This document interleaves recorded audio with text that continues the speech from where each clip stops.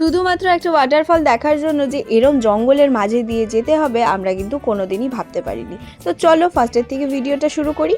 আজকে আমরা বেরিয়েছি প্রায় 3:30-4টার দিকে। ফার্স্টে আমরা তিনজনই ভেবেছিলাম যে আমাদের যাওয়া হয়ে উঠলেও হয়তো সেই জায়গাটায়ও যেতে পারবো না, কারণ সন্ধে হয়ে যেতে পারে। প্রায় নয়াশালি, থালঝোড়া, জিতি পার করে কিছু জায়গায় দাঁড়িয়ে আমরা লোকেদের জিজ্ঞাসা করতে করতে আমাদের ডেস্টিনেশনে পৌঁছেই তো দেখি এইসব রাস্তা দিয়েই আমাদের আজকে অ্যাডভেঞ্চারটা শুরু করতে হবে।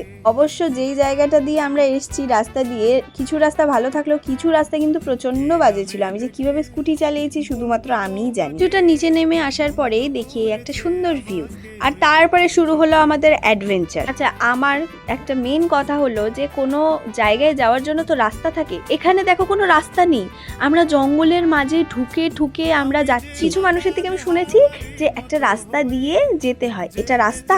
এটা তো জঙ্গল। আমি জীবনেও কোনোদিন আমি এই সব রাস্তা দিয়ে যাইনি, আর আমি যাওয়ার কথা ভাবিও না এই বর্ষাকালের মধ্যে। কিন্তু এই যে একটি ওয়াটারফল দেখবো, আমাদের হুজুকে আমরা তিনজনই চলে এসেছি। আমি শুধু খালি ভাবছিলাম যে কোনো যদি সাপ বের হয় আমরা তো পালাতেও পারবো না, ওখানেই আজকে আমরা শেষ, আমাদেরকে কেউ খোঁজ খবরও নিতে পারবে না। মানে এরকম ফুর্তি কিন্তু দরকার কোনো সময়। হ্যাঁ, একটু রিস্ক থাকে, কিন্তু আবার এটাই হচ্ছে আমাদের মেমোরিজ থাকে। যখন আমরা পরে ভাববো যে এই যে এগুলা করেছি, তখন কিন্তু ভালোই লাগবে। আর এই তো ফাইনালি এই ওয়াটারফলটা দেখার জন্যই আমরা এত স্ট্রাগল করে এসেছি। এখানে এসেই স্নেহা একটা সান্ত্বনা পুরস্কার পেয়ে গেছে। এই ওয়াটারফলটার মাঝে কিন্তু অনেকটাই জল ছিল, আমারই এতটা দূর হয়েছে, একটু দূর আগালেই অনেকটা হয়ে যেত। তা আমি রিস্ক নিইনি ভাই। আমি জীবনে ভাবতে পারি নাই গাইস যে আমি এরকম একটা অ্যাডভেঞ্চার করে আসবো।